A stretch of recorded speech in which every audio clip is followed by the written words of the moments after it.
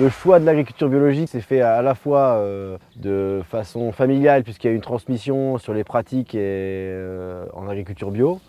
Et puis voilà, il y a aussi quelque part des valeurs que je défends également. Et j'ai besoin d'un métier qui a du sens, d'où une agriculture respectueuse de l'environnement et la vente directe, parce que du coup j'ai un contact direct avec les consommateurs, et donc du coup c'est vrai que ça donne beaucoup de sens à ce que l'on fait. En moyenne ici j'ai environ 300 porcs. Donc c'est une conduite qui se fait en bande autour de 70-80 porcs. Et je vais les chercher à 6 semaines et ils restent dans un bâtiment donc sur paille pendant un mois. Voilà, parce que c'est une période où c'est un peu fragile, forcément, ils sont séparés de leur maman. Et puis ensuite, je les déplace vers un bâtiment qui se trouve derrière moi. Donc c'est des bâtiments qui sont déplaçables, donc ils peuvent rentrer et sortir du bâtiment comme ils veulent, donc avec un parcours extérieur. Donc ici, il reste environ 6 mois, puisque moi j'ai des cochons que je garde entre 7 et 8 mois.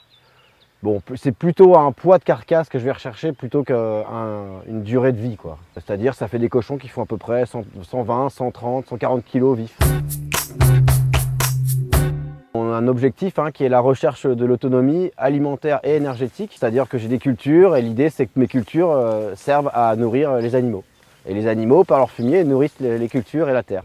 Et c'est un cycle logique normalement de l'agriculture. Donc je suis autonome à 80% aujourd'hui sur 100 hectares de culture. On fait beaucoup de variétés différentes et beaucoup de cultures différentes. Des févroles, du maïs, parce que le maïs est assez recherché pour les porcs, de l'orge, du blé, des pois.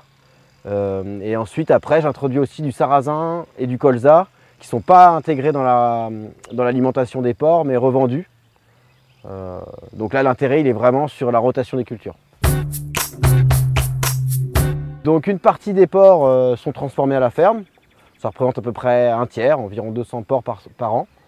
Et puis une autre partie des porcs fournissent des bouchers ou des biocopes directement, qui eux ont un boucher et travaillent directement la carcasse entière. Et une dernière partie, je fournis la gamme porc bio spécifique à Bonne Terre. C'est du centre, ouais, ça fait 3 ou 4 ans, je ne sais plus, que je suis adhérent. Pour deux principales raisons. Première raison, c'est des très bons supports de communication pour moi sur le marché, et des supports et des outils.